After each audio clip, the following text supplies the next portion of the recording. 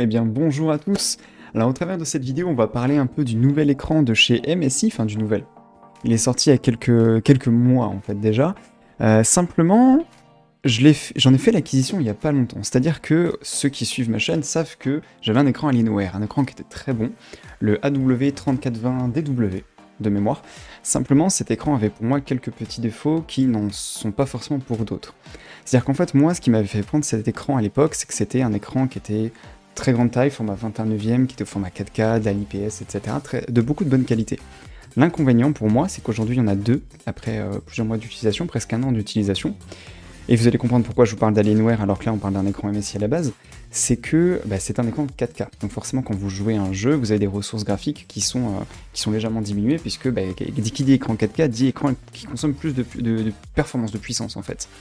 Au-delà de ça, le port HDMI, comme maintenant je suis lancé sur Twitch et que j'ai fait l'acquisition d'une carte de chez Elgato, une carte d'acquisition, je ne pouvais pas la brancher directement sur l'écran Alienware parce qu'il n'y a pas d'HDMI 2, contrairement à cet écran d'MSI d'ailleurs, là vous allez pouvoir le voir juste ici, contrairement à mon écran MSI, lui, en dehors du DisplayPort, possède un port HDMI 2, ce qui fait que je peux streamer directement le contenu de mon écran, et ça, c'est plutôt pas mal. Alors, je vais pas forcément essayer de le comparer à un écran qui est beaucoup plus cher, un écran qui vaut un peu plus de 1200 € en tarif normal, même si on peut le trouver un peu moins cher, mais je vais quand même vous expliquer quelques petits points de comparaison pour que, sans regret, si vous cherchez à acquérir un écran 21/9 qui est de bonne qualité, vous expliquer pourquoi celui-ci, en fait, pour moi, c'est un des meilleurs compromis qui existe sur le marché, tout simplement, toutes marques confondues, et pourquoi est-ce qu'aujourd'hui c'est devenu mon moniteur principal, en fait, pour mon PC de jeu. Alors, ce qu'on va faire, comme je vois qu'il commence à y avoir beaucoup de soleil, est-ce que je peux baisser un tout petit peu la luminosité sur ça? Eh bien non, eh bien c'est pas grave, vous allez me voir légèrement surexposé. Alors, on va passer directement au contenu. Voilà. Donc cet écran MSI que vous voyez là sur des photos que j'ai prises avant le tournage de cette vidéo, il est posé comme ça. Et ses avantages sont d'ailleurs un de ses inconvénients. Son pied, on voyait juste avant, c'est un pied qui est triangulaire. Ce qui fait que pour moi, ça m'embête beaucoup, puisque mon bureau est avancé, et en fait j'ai deux équerres qui sont à l'arrière et à la base. Vous voyez ici, là j'ai dû poser une plaque, parce qu'en fait, dans le monde là et là, j'ai une équerre, ce qui me fait que ça permet de reculer mon bureau, enfin mon écran très loin, et de ne pas l'avoir trop près des yeux. Là, je vais devoir bricoler un truc, c'est pas trop grave.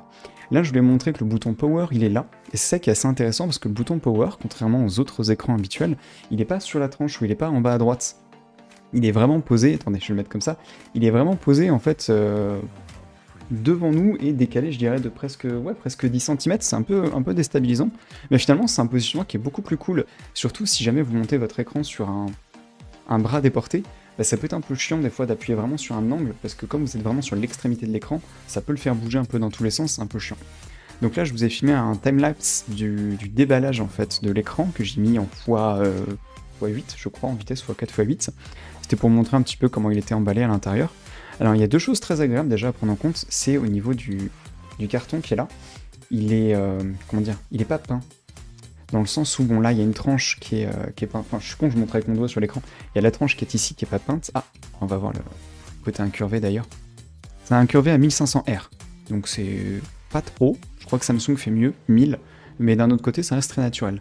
Mais en gros, et pour le carton, ce que j'aime bien, c'est qu'il est pas full black, ce qui fait que ça fait quand même des économies de peinture, c'est quand même plutôt pas mal, et c'est un peu plus écologique que d'avoir un carton entier qui est pas en noir, ce qui servira à rien. Là, c'était sur l'assemblage du plié, où en fait, il n'y a que 3 vis qui retiennent le bras, enfin du moins le pied central avec le pied au sol.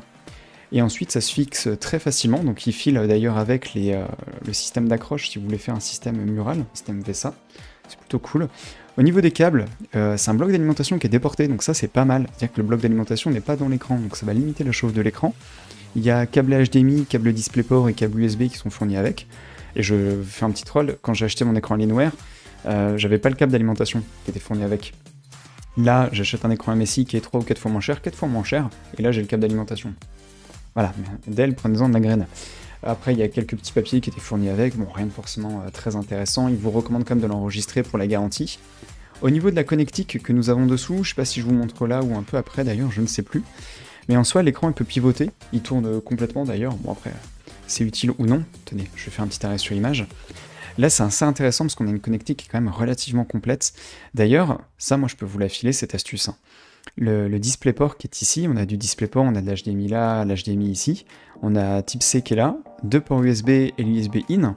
Donc l'USB in, C'est intéressant pour deux choses. Premier cas de figure, vous souhaitez faire les mises à jour du firmware de votre écran. C'est-à-dire qu'il y a quand même un micro-logiciel à l'intérieur, des fois ils peuvent rajouter des fonctionnalités ou en corriger. Eh bien vous pouvez le brancher mais le désactiver au quotidien, parce que c'est pas forcément toujours utile. Là où ça peut être intéressant aussi de laisser ce port connecté à votre ordinateur, le câble est fourni, hein, c'est si vous branchez des périphériques dessus. Par exemple peut-être une webcam, un micro, ce genre de choses, bah, ça vous permettra d'en prendre le contrôle quand même. Après bon, DisplayPort, je vous le recommande. Alors même si le port HDMI est très bon, hein, c'est justement tout ça, pour ça tout à l'heure que je vous disais que j'avais acheté cet écran. La HDMI de cet écran, c'est de l'HDMI 2. Alors que moi, mon ancien HDMI, c'était du 1.4. Ce qui fait que je n'avais pas la bande passante nécessaire pour diffuser un flux vidéo, ce qui est un petit peu con. Là, l'HDMI 2, on double quasiment de mémoire la bande passante vis-à-vis de l'HDMI 1.4. Donc j'en suis largement capable. Par contre, on est limité à 180 Hz. Limité, parce que 180 Hz, c'est quand même déjà énorme. Mais en soi, le DisplayPort, lui, vous permettra de monter au rafraîchissement natif de cet écran, c'est-à-dire 200 Hz. Honnêtement, ces 20 derniers Hz, vous les voyez pas, hein, dans la différence, je vous rassure. Mais c'est quand même bon à savoir que là, vous êtes limité à 180 et là, vous êtes limité à 200. Surtout si vous n'utilisez pas le DisplayPort parce que votre carte graphique, elle n'est pas compatible. Donc ne soyez pas surpris si vous ne pouvez pas monter au-delà de 180. Je crois que le type C, il a la même bande passante que le DisplayPort. C'est-à-dire que moi, par exemple, ma 2080 Ti, elle a un port USB type C. Donc je pourrais potentiellement brancher cet écran dessus. Je ne le fais pas, puisqu'au final, j'ai déjà un deuxième écran secondaire qui, lui, est branché sur le type C. Mais ça vous laisse quand même une large gamme de connectiques. Ce que j'aime plutôt pas mal aussi, tenez, on va pouvoir faire le petit point, et c'est ça que j'ai noté qui était extrêmement intéressant, c'est les caractéristiques techniques de l'écran, notamment ceci. C'est un écran qui a une résolution un peu bâtarde, qui fait 2560 par 1080. Généralement, quand on a du 2160 d'un côté, on a du 1440 de l'autre. Là, justement, si on a du 1080, c'est parce que l'écran est au format 21/9. On a également du 200 Hz, du 1 milliseconde en réponse, et après un mode HDR, après avec quelques petites fonctionnalités qui sont propres à MSI, avec leur blabla marketing, sur lequel je ne vais pas revenir parce que c'est que des termes un peu particuliers.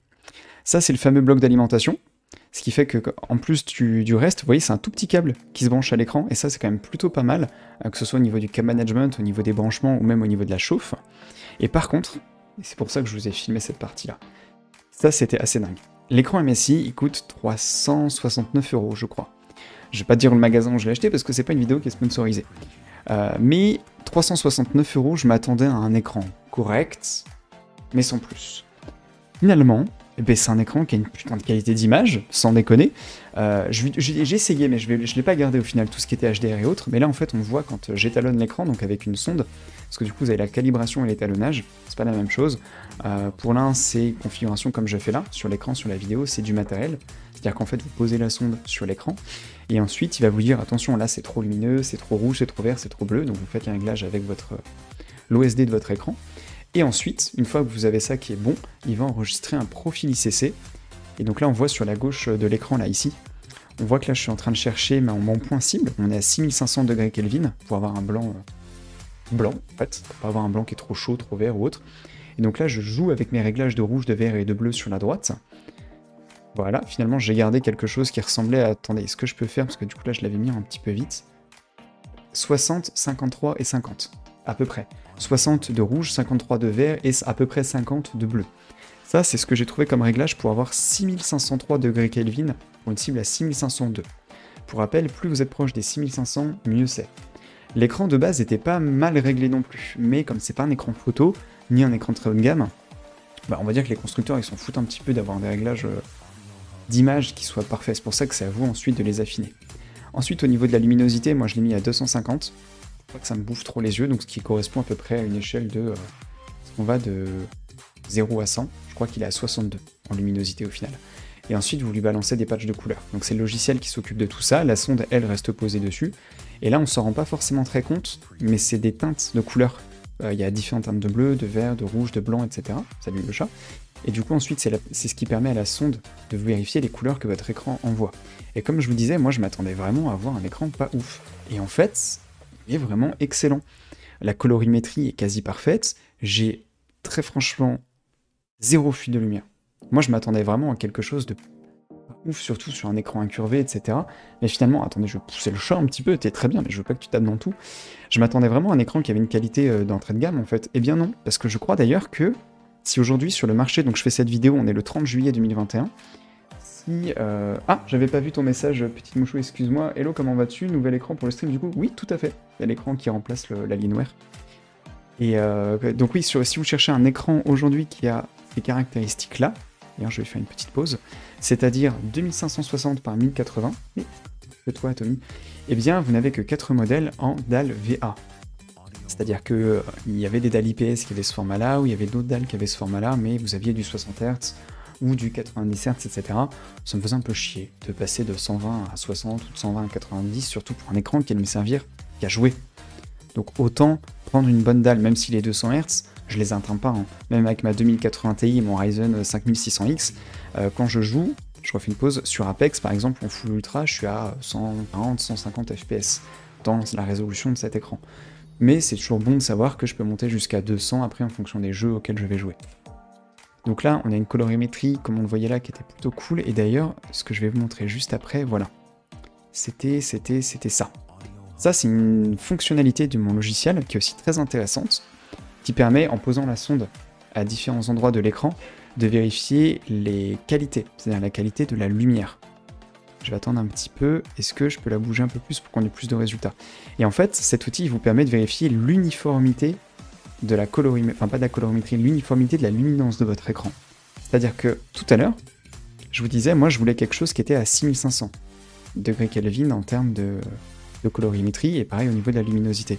Et bien là, on voit que sur cette ligne-là et cette ligne-là, j'ai des choses qui sont bonnes, mais que là et là, on a des résultats qui sont un petit peu moins bons. C'est pas trop grave, au contraire, c'est même plutôt pas mal, hein. Parce que quand vous jouez, vous avez votre interface avec votre personnage qui est souvent au milieu dans un jeu vidéo, et en haut, vous allez avoir le ciel, vous allez avoir des bâtiments, vous allez avoir ce genre de choses. La gauche et la droite, surtout les coins inférieurs de l'écran, ça sera plutôt des zones dans lesquelles vous aurez des munitions, vous aurez vos coéquipiers, vous aurez votre escouade, etc. Donc à la limite, que cette zone-là échoue, entre guillemets, au test d'uniformité, c'est pas forcément trop grave. Donc on le voit, hein. Je reviens un tout petit peu. Tac, voilà. Je sais pas si on voit bien, on arrive à bien lire malgré tout. Tac. Là, j'ai une zone qui est parfaite. Ça et ça, c'est parfait. Et ici, en fait, on a un tout petit peu trop sombre. En bas à droite, on a un petit peu trop sombre. Donc ça veut pas dire que l'écran est de mauvaise qualité, hein, ou que l'image, elle sera pas belle ni rien. Il y a honnêtement assez peu de chances que vous voyez d'ailleurs une différence à l'écran quand vous êtes dans un jeu. Mais franchement, je suis bluffé parce que je m'attendais pas en fait à avoir autant de performance et autant de qualité d'image. Et là, c'est justement le test que j'avais fait dans le noir complet au niveau des fuites de lumière, donc filmé avec mon téléphone, où je baissais la correction d'exposition manuellement pour avoir ce dégradé pour que vous puissiez voir au fur et à mesure. Donc vous voyez, plus je baisse, voilà, et là je suis quasiment à fond, et en fait vous voyez que il n'y a pas de gros halo en fait, hein, dans les angles. Je m'attendais quand même à en avoir un, pour être transparent, je m'attendais à avoir des taches ou des fuites, et en fait là on est en noir complet, il n'y a rien du tout. Et ben c'est plutôt pas mal, hein. Qu'est-ce qu'il va nous remettre après? Je me souviens plus qu'est-ce que j'avais rajouté comme image ensuite, pas du tout après, c'était juste des images filmées un peu à l'arrache de l'écran. Donc honnêtement, si aujourd'hui vous cherchez un excellent écran en format 21/9, et je vous recommande, mais à fond, cet écran-là, même s'il n'a entre guillemets que une dalle VA, et certes c'est pas une dalle IPS, je vous le concède, donc ça sera une dalle qui sera un petit peu moins belle, mais vous voyez qu'on a des bordures qui sont quand même relativement fines sur cet écran.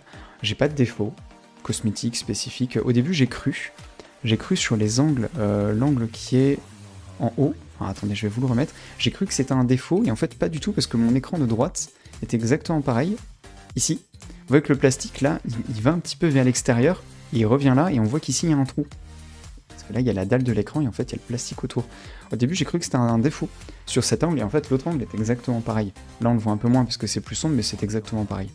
Donc pour résumer, cet écran il a quelques avantages. C'est une dalle 200 Hz, une dalle VA, donc c'est meilleur qu'une dalle TN au niveau des couleurs, au niveau des contrastes, mais c'est moins bon que l'IPS. Ça n'empêche que ça reste une très bonne dalle. J'ai pas de fuite de lumière, une colorimétrie qui est quand même très facile à atteindre et à ajuster. On a un écran comme on le voit là qu'on peut orienter un petit peu dans tous les sens. Donc si c'est un écran que vous voulez mettre en mode portrait pour lire un chat, lire des pages internet et autres, vous pouvez, ça marchera très bien. La connectique est ultra complète, DisplayPort 1.2, HDMI 2x2, USB-C, le petit joystick qu'on voit là à l'arrière pour régler l'OSD, c'est top. Donc ça, c'est que des points positifs. Le prix, 369 € pour ça, c'est quand même vraiment cool. Et justement, ce qui est intéressant, D'ailleurs, là, on le voit, hein, c'est l'OSD, ça, j'allais vous le montrer après. Ça, c'est... Hop, attendez, je reclique, voilà. Ça, c'est les réglages quand vous appuyez sur le bouton, pour vous montrer un petit peu tout ce qu'il peut y avoir comme fonctionnalité, mais là, surtout, moi, ce que je vous montrais, c'est le logiciel directement. Et vous allez le voir, parce que justement, ça, c'est plutôt cool, que pour cette gamme de prix, MSI propose, en fait, ce logiciel-là. Allez, je vais couper ça. En fait, c'est un logiciel qui s'appelle Gaming OSD, que vous pouvez télécharger gratuitement sur le site de MSI, et donc pour ça, il faut que l'écran soit branché en USB. Honnêtement, moi ça je pense que je m'en servirai jamais, parce que j'ai pas besoin d'aller modifier mes réglages en permanence. Mais en gros, dans ce logiciel, vous pouvez régler plein de choses, presque autant que sur l'OSD de votre écran, sauf que là, vous pouvez le faire avec la souris et c'est beaucoup plus facile. Vous pouvez régler la luminosité, le contraste, le temps de réponse, et vous pouvez aussi avoir une petite aide visuelle avec un... Attendez, j'ai mon chat qui nous fait des trucs chelous à côté, mais pousse-toi. Elle est cachée, vous la voyez pas, mais elle est là. C'est les yeux du démon, là, elle est en train de manger mes câbles. Et du coup, ouais, ici, vous avez la possibilité de sélectionner un viseur qui sera posé sur votre écran. Donc, dans certains jeux, ça peut être intéressant, juste que moi, je joue jamais avec ça. Pour certains, à la limite. Vous avez la possibilité de mettre des réveils, vous avez la possibilité de régler après les différents presets de votre écran, FPS, course, etc. Non, là je vais pas le faire parce que du coup ça m'abîme l'image. L'image est moins belle parce qu'elle n'est pas réglée. Mais vous voyez qu'on a un mode FPS, un mode course, jeu de stratégie en temps réel, RPG, lecteur, cinéma. Donc c'est vraiment des presets de base. Par exemple le mode lecteur, vous aurez des teintes un peu plus jaunes, que ça vous bousille un peu moins les yeux. Et après c'est le taux de rafraîchissement qui peut changer, c'est la netteté, c'est tout ça. Bon. Honnêtement, pour moi c'est un petit peu de la masturbation marketing parce que c'est jamais top, je trouve ces rendus là, faut vraiment les personnaliser à fond. Ça a le mérite d'exister. Vous en avez besoin, ça a le mérite d'être là au moins. Ensuite, vous avez les chats et les câbles, une grande histoire d'amour. Les chats et les câbles, pardon. Putain, oui, les chats et les câbles. Elle me saoule, moi, avec ces câbles-là. Surtout que là, le câble USB de l'écran, il traîne justement à côté, mais c'est une catastrophe. Qu'est-ce qu'on a d'autre? On a là la disposition si on a plusieurs fenêtres. Ça, pareil, je m'en servirai jamais, mais bon. Pour certains qui font du multi-fenêtre, ça peut être plutôt pratique. Après, des trucs d'outils, de souris, de clavier, de zoom, pour gérer des macros, ça, je m'en servirai, mais alors jamais. Mais encore une fois, ça a le mérite d'exister. C'est plutôt bien. Et qu'est-ce que je voulais vous montrer d'autre? Rien de spécial, en fait. Après, vous avez sur le site de MSI des choses que moi, je ne pouvais pas vous montrer là pour des raisons pratiques. Vous avez un petit RGB à l'arrière de l'écran avec une petite LED circulaire que moi, j'ai pas gardé parce que je m'en tape un peu, en fait, de ce genre de truc, surtout que l'écran est quasi collé au mur. Mais voilà, pour résumer, c'est un écran qui est quand même très qualitatif. Je m'attendais pas à avoir autant en qualité d'image sur cet écran. Et je pense avoir fait le tour en soi. Je réfléchis, mais non. Donc oui, du coup, comme je vous disais, il remplace mon écran Alienware. Là, vous ne le voyez pas parce qu'il est hors champ, mais l'écran Alienware, du coup, il est vraiment passé sur mon Mac. Et ça, c'est un truc aussi que je pouvais vous filer comme astuce. Il existe des câbles USB-C. Je l'ai pas en photo, là, j'ai pas la photo de la pièce que j'ai commandée. C'est un câble où en fait vous avez du DisplayPort d'un côté et de l'USB-C de l'autre côté. Ce qui fait que mon écran Alienware, c'est un écran 4K 120 Hz, et ben je peux le brancher sur un port USB-C de mon Mac et en profiter à 120 Hz. C'est quand même plutôt pas mal parce que les ports USB-C sur un Mac c'est du Thunderbolt 3, donc c'est du 40 Gb par seconde de débit, ce qui fait que ça marche très bien avec l'Alienware. Et ah si, je me rappelle ce que je voulais vous montrer, c'est les différences de tests, voilà. Est-ce que j'avais fait ça? Alors attendez, est-ce que je peux vous montrer? Ouais, ici. En gros, j'ai utilisé le logiciel 3D Mark sur Steam avant de changer d'écran pour faire des tests graphiques, pour voir quelle quantité de performance j'allais gagner en plus du fait d'avoir une résolution inférieure. Parce que je suis passé d'un format toujours 21/9, mais qui fait 3440 par 1440, et c'est descendu à 2560 par 1080. Donc il y a quand même quelques millions de pixels en moins. Le truc c'est que, si je vous montre par exemple avec ça, et avec ça, voilà. Là c'est les mêmes tests, hein. C'est donc TimeSpy Extreme, putain je vais pas y arriver à le prononcer. Sur la droite ici, c'est avec l'écran Alienware, donc j'obtenais le score de 5805, et quand je refais le même test dans les mêmes conditions, vous voyez, hein, il y a la liste des composants ici, 2080 Ti avec ça, et bien là on monte à 6384. Donc en moyenne, quand j'ai calculé, ça faisait 10% d'augmentation au niveau des performances. Pas 50% non plus, c'est pas transcendant non plus, mais ça reste toujours intéressant de voir qu'on peut gagner 10% de performance graphique juste en changeant son écran. Là, avec le... Non, là c'est TimeSpy, là c'est Firestrike Extreme. Alors, attendez, il est où? Écran 4K Firestrike Extreme, il est là. Sur l'écran Alienware, j'obtenais le score de 15 700. Voilà, on fait en gros, j'essaie de faire un gros plan. Et sur le... Hop là. Et sur le MSI, j'obtiens 16 025. Donc ça fait 325 points de plus. Encore une fois, c'est pas énorme, sauf que par contre, quand on regarde au niveau du physique, on a quasiment 1500 points de plus. Donc ça, c'est quand même plutôt pas mal. Et c'est là que c'est intéressant, parce qu'on peut quand même grappiller des FPS à droite à gauche, et du coup, moi, ça m'évite pour mes streams de devoir baisser un peu plus la qualité de mes jeux. Donc c'est vraiment, vraiment canon. Sur ce, je pense avoir fait le tour. Donc 10% de perf graphique en plus vis-à-vis de l'écran de la Alienware, port HDMI 2, DisplayPort, USB-C, 200 Hz, 1 milliseconde, temps de réponse, vraiment cool. Seul regret, c'est ce pied d'écran qui est un genre de tripode. Est-ce qu'on pourrait appeler ça un tripode? Les 3 branches, qui me saoule un petit peu, donc je sais que ce pied, je vais déjà le changer. Je ne l'ai pas déjà changé parce que j'avais besoin de laisser ce pied d'origine pour les photos et les vidéos du produit pour aujourd'hui, justement. Et je sais que là, je vais changer mon pied par un pied qui est droit, basique, et qui est plus proche de l'écran. Comme ça, je peux le plaquer contre le mur et puis on est tout bon. Sur ce, si vous avez des questions, il y a un espace commentaire, n'hésitez pas. Et du coup, c'était une revue très complète. Eh bien, je te remercie, petit Mouchou, pardon, pour ce message. C'est vrai que je le fais un petit peu à l'arrache, mais j'ai assez peu de temps ces derniers temps pour faire des vidéos complètes. J'ai déjà quelques vidéos de retard, donc j'essaye de le faire un peu dans ce format-là. J'espère que ça vous plaît. On va voir. J'attendrai vos retours avec impatience. Mais en tout cas, sur ce, moi, je vous souhaite une très bonne soirée. Et puis, je vous dis à très bientôt. Salut tout le monde.